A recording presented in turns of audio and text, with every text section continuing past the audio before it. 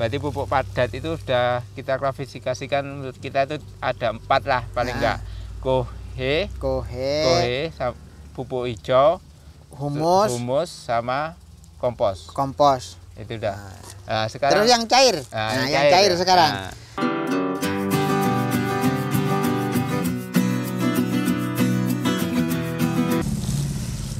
Jadi mari nyiram anu wis Kurang didik bawangnya. Ngocori kurang didik. Istirahat. Istirahat ya, panas ini nemen iki. Ngobrol-ngobrol bareng saiki iki. Balik konten. Oh ya, iki menyapa dulu. Ya. Selamat pagi pemirsa, agak siang. Kali ini topik masalah tetap organik ya. Masalah organik Mas. Masalah organik masih masuk ke organik lah, di playlist organik. Jadi kali ini kita akan membahas masalah mengenal berbagai jenis pupuk organik ya. Pupuk organik itu kan aslinya kan ada pupuk organik cair, padat sama pupuk organik cair ya. Dari pupuk organik padat itu kan ada berapa macam itu ya, banyak ya. Kotoran hewan itu termasuk kotoran hewan, kotoran hewan itu kohe ya, pupuk istilahnya kan pupuk kandang. Atau kohe. Bedanya apa sih pupuk kandang sama kohe? Kalau kohe itu cenderung ke kotoran ayamnya. Ada kohe kambing. Ini bingung ya. Nah, kalau kohe kan singkatan kotoran hewan. Oh, sebetulnya itu Om ya? Baru tahu saya. Loh. Kohe itu singkatan kotoran hewan. Nah, pupuk kandang. Pupuk yang ada di kandang gitu ya. Sama gitu juga ya. Berarti ya. Kohe ayam, kohe kambing.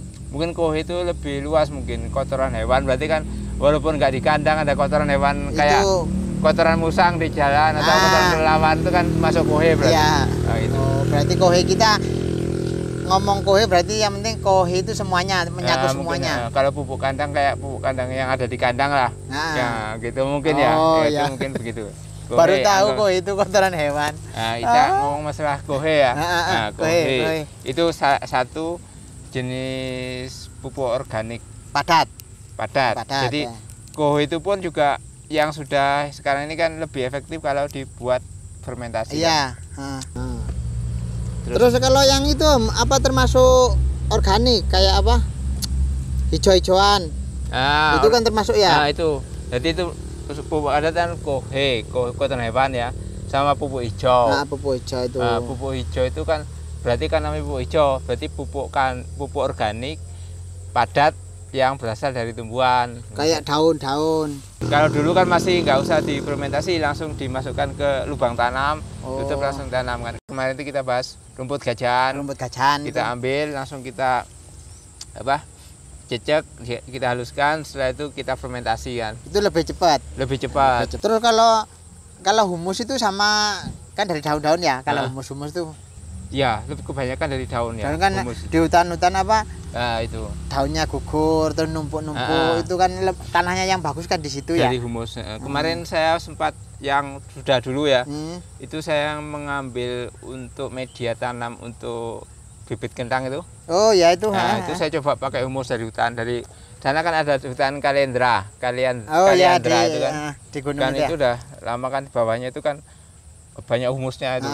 Ambil humus itu langsung dipakai untuk media untuk setek tanaman kentang itu ya. Hasilnya bagus.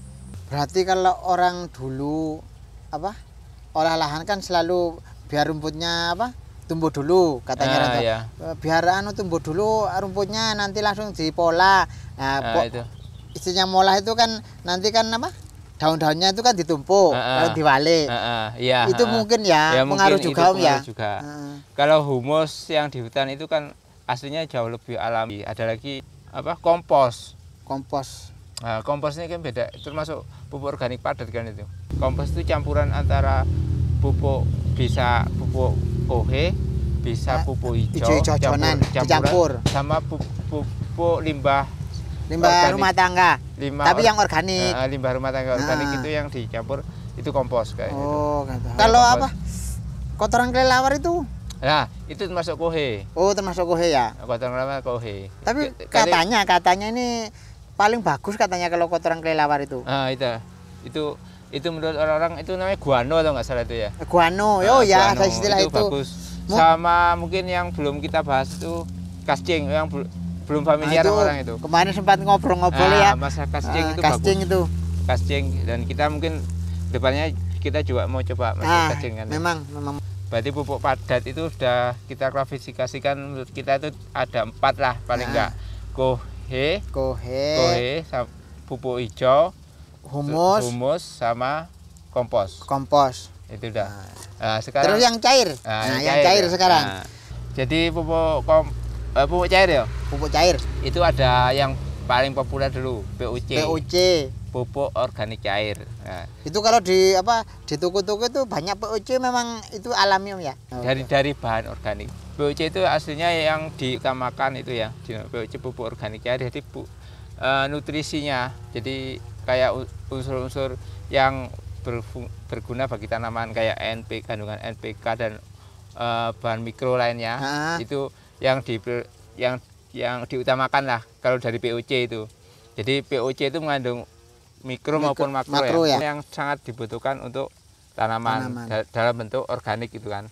Terus ada itu, lagi apa namanya EM itu Om, EM itu masuk apa itu? Itu kalau EM itu masuk mol itu. Mol itu mikroorganisme lokal. Kan kalau POC tadi mengutamakan nutrisinya ya. Kalau mol itu menggunakan bakterinya. Ya, jadi kayak gini, kayak air cucian beras ya, kita campur sama EM4, kita fermentasi dalam waktu misalnya 5 hari lah gitu. Nah, itu sudah termasuk dalam mol. Mungkin di situ ada bakteri, kayaknya bakteri pengikat nitrogen. Bakteri itu bukan sih, mikroorganisme. Jadi lebih luas kan. Mikroorganisme itu ada bakteri, ada jamur. Itu termasuk mikroorganisme. Jadi kan ada raginya, ada bakterinya, itu yang berguna untuk tanaman. Itu termasuk mol. Jadi mol itu kita menitik beratkan pada mikroorganisme yang ada di dalam pupuk organik cair tadi itu mol. Kalau POC menitik beratkan pada nutrisinya ya. Gitu. Terus kalau itu PGBR. Kalau PGBR itu kan singkatan dari apa? Plant Growth Promoting Rhizobacterium ya, Rhizobacteria. Berarti itu bakteri. Itu ada di mana Om? Kalau itu bakteri koloni dari akar-akaran, misalnya kayak akar bambu, akar alang-alang, akar pisang juga. Udah pernah nyoba sih ketiga-tiganya itu dan hasilnya efektif bagus. Dari akar bambu Om ya, yang coba itu ya? Yang saya sempat nyoba itu dari akar bambu yang saya buat untuk pembibitan kentang kemarin, hasilnya bagus. Jadi selain dia juga sebagai untuk proses mempercepat pertumbuhan tanaman ya, itu juga sebagai dekomposer, kayak dia membantu proses mempercepat kompos itu loh. Berarti hampir sama dengan EM gitu ya, dekomposernya. Hampir sama dia. Tapi bentuknya dia koloni, biasanya koloni di dalam akar, di akar bambu gitu ya. Di lapisan paling atas itu loh, lapisan tanah paling atas berkoloni itu, dan kita ngambil akar bambunya itu, ngambil bakteri itu untuk proses pertumbuhan tanaman sama untuk membantu dekomposer lah, tanah kompos untuk kompos. Gitu. Jadi itu PGBR ya. Kita bahas tuntas nanti di video selanjutnya ya. Terus apalagi tadi itu? PSB. Yang warna merah itu. Itu saya masih belum tahu maksudnya apa itu. Maksudnya gimana itu Om? Kalau PSB itu singkatan dari fotosintesis bakteria kan ya. Fotosintesis. Jadi dia bakteri, kita ambil di alam, ada kayak daun ini, kalau siang ini kan ada sinar matahari, itu daun kan mengalami proses fotosintesis. Nah, dengan adanya bakteri itu mempercepat proses daripada fotosintesis. Mungkin itu cocoknya kalau musim penghujan mungkin Om ya, kan matahari sedikit kurang. Itu kita pakai itu mungkin bisa lebih cepat mungkin ya. Jadi walaupun kurang cahaya, dia mungkin proses fotosintesisnya bisa lebih bagus lagi gitu. Ya itu mungkin itu salah satu fungsi dari PSB. Itu proses buatnya juga kita bahas di mungkin video depan. Dulu kan pernah buat itu sampean itu enggak jadi. Gagal. Pernah buat, gagal saya. Ya ini mungkin waktunya ini musim panas ini. Mungkin kita kalau buat itu harus beberapa sampling itu. Jadi takutnya pas proses pembuatannya ini ada yang keliru. Jadi dulu cuma buat satu. Iya betul. Nah, itu terus memang kurang harus pas posisi matahari cukup. Harus terik mungkin harus ya. Terik. Jadi kan taruh di atas genteng gitu kan, dibiarkan terus paginya dikocak-kocak terus lagi gitu. Ada lagi satu, ada yang kelupaan. Apa itu? Itu salah satu set pengatur tumbuh. Set PT. Itu PT organik, kalau organik itu ada di mana? Nah, set PT organik gini, kayak ada beberapa set PT itu termasuk hormon-hormon itu ya? Iya, hormon untuk mengatur pertumbuhan tanaman. Jadi hormon itu kalau di orang-orang umumnya kan bilang perangsang pertumbuhan tanaman itu ya. Enggak, kurang tepat menurut saya. Karena hormon itu juga ada yang menghambat, juga ada yang mempercepat. Jadi kalau dibilang pengatur berarti lebih tepat kayaknya. Pengatur tumbuhnya.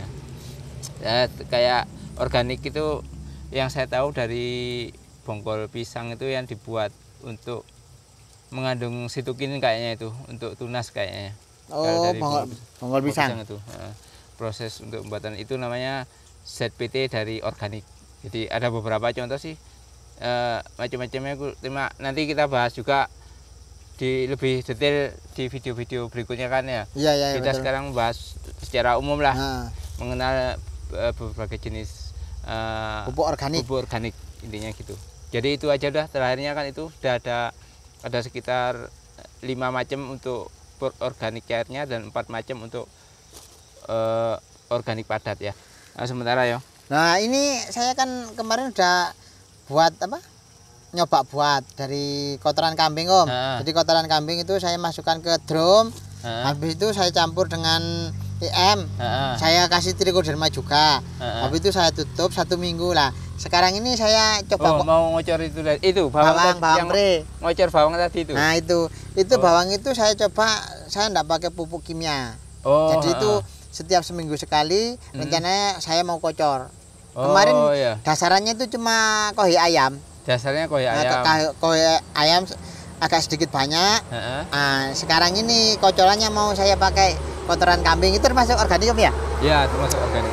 Ya, itu nanti kita bisa buat video juga. Berarti ini kan organik kan? Kita langsung prakteknya ke situ dulu. Oke, bisa. Kita prakteknya ke masalah pengocoran itu kan, masalah penggunaan. Oke. Itu. Terus gimana sekarang ini kita? Aku udah lapar ya. Jamnya udah dari Rujak. Oke, kita di warung sebelah itu. Ya. Ada. Oh ya belum pamitan ya. Pemirsa, kita jumpa di video selanjutnya. Ya. Kita mau ngurus dulu pemirsa ya. Tapi cabenya bawa sendiri, Om. Mahal cabenya, Om. Loh, mahal lah. Pak, mahal. Aku mau lombok 4 ya, pesen lombok 4 ya. Saya setengah aja.